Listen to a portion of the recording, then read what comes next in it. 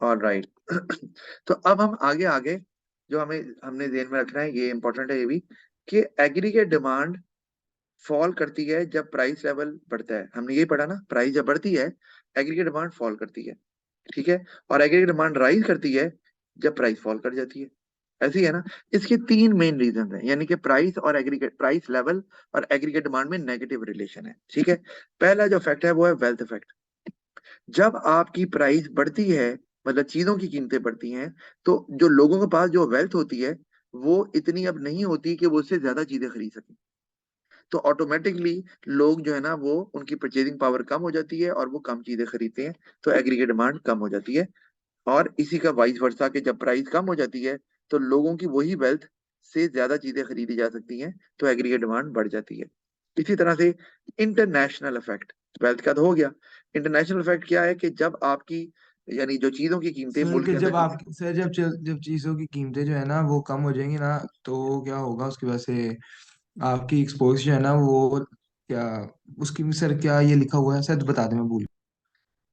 वही बता रहा हूँ ना आपको। पहले आप बढ़ने की बात देखो ना, कि अगर मुल्क के अंदर चीजों की कीमतें बढ़ रही हैं तो आपके मुल्क में आपके एक्सपोर्ट्स की डिमांड कम हो जाएगी, ठीक है ना। क्योंकि अब आपकी जो चीजें हैं वो मुल्क में, वो इंटरनेशनल मार्केट में नहीं बिक रही, क्योंकि वो महंगी हैं कंपेयर टू अदर कंट्रीज, क्योंकि हाँ आपके सर, मुल्क जिसकी में। वजह से क्या होगा सर, जो कम्पेटिटिव मार्केट है उसमें आपकी जो गुड्स की प्राइस है वो बढ़ जाएगी, जिसकी वजह से क्या होगा वो वो लोग। कम्पेटिटिव रहेंगे, लोग आगे चीजें नहीं खरीदेंगे सर, आपका क्योंकि जो इंटरनेशनल, क्योंकि सर जो बाहर के मुल्क वाले लोग भी आगे जो चीजें खरीदते हैं वो भी एग्रीगेट डिमांड में आता है। हाँ, तो क्या होगा, आपकी जो एक्सपोर्ट्स हैं वो कम होंगी और इंपोर्ट ज्यादा हो जाएंगी।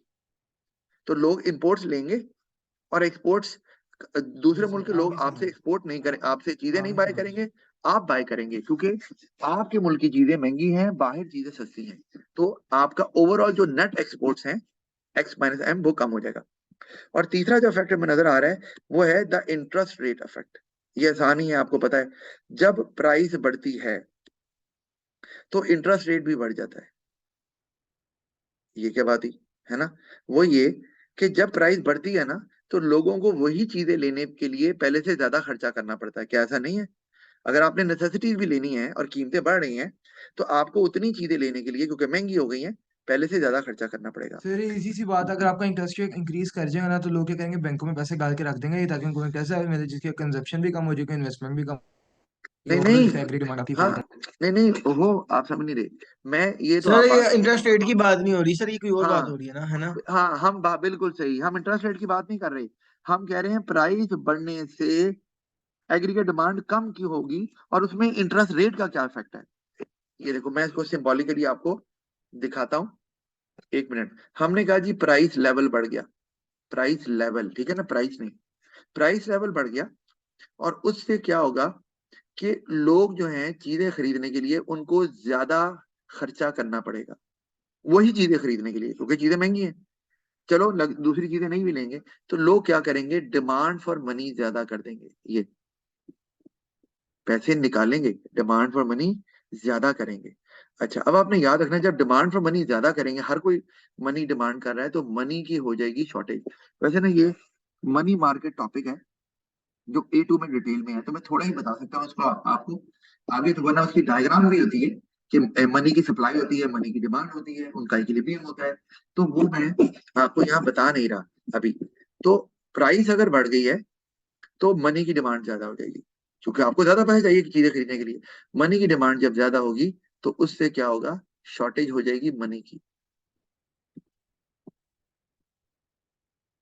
ठीक है जी, शॉर्टेज, ठीक जी है। सर। अगर आप बैंक से भी ले रहे हैं पैसा, तो पैसा बैंक के पास इतना थोड़ी होता है कि हर एक को दे दे जिनके पैसे पड़े हुए हैं। भाई उन्होंने आगे कहीं ना कहीं तो लोन देना ही होता है। तो वो क्या करेंगे, जब शॉर्टेज होती है ना, मुझे बताओ, जब किसी चीज की शॉर्टेज हो उसकी प्राइस को क्या होता है। सर सर इंक्रीज महंगी हो करते हैं। जाती है तो इस तरह से इंटरेस्ट रेट भी बैंक बढ़ा देंगे ताकि लोग कम वेरी पैसे गुड, बोरो करें। ये वेरी गुड। मनी की प्राइस होती है इंटरेस्ट, याद रखना है। तो जब मनी की शॉर्टेज होगी तो जो इंटरेस्ट रेट है वो बढ़ जाएगा। तो जब इंटरेस्ट रेट बढ़ेगा तो इसका मतलब है जो लोग हैं वो क्या करेंगे, लोन लोन को कम कर देंगे, एक बात। दूसरा, सेविंग को ज्यादा कर देंगे। ऐसे ही जी है सर, ना। आ गई समझ। अब जब ये दोनों काम होंगे, लोन कम लिया जाएगा, सेविंग ज्यादा सर होगी। कंजप्शन कम हो जाएगी, sir very consumption come good. हो जाएगी, इन्वेस्टमेंट भी। आपकी कंजम्पशन और इन्वेस्टमेंट ये दोनों कम हो जाएंगी, और उससे आपकी, यहाँ ऊपर ले जाता हूँ, आपकी जो एग्रीगेट डिमांड है वो भी कम हो जाएगी।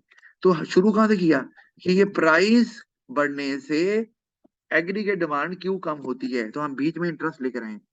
जी सर, समझ आगे आई? समझ सर, बस सर हाँ। आज के इतना बहुत है कि क्लास का वैसे ही टाइम खत्म होने लगा है। ठीक है सर। अच्छा, अभी 8:22 है। अच्छा, एक मिनट ठहर जाओ, मैं देख लूँ कि अभी हमारा ये एग्री डिमांड सप्लाई, अच्छा आगे शिफ्ट वाला है। अच्छा चलो ठीक है, फिर एग्रीगेट सप्लाई रह गया है। चलें। ओके, खुदा हाफिज। ओके सर, अल्लाह हाफिज।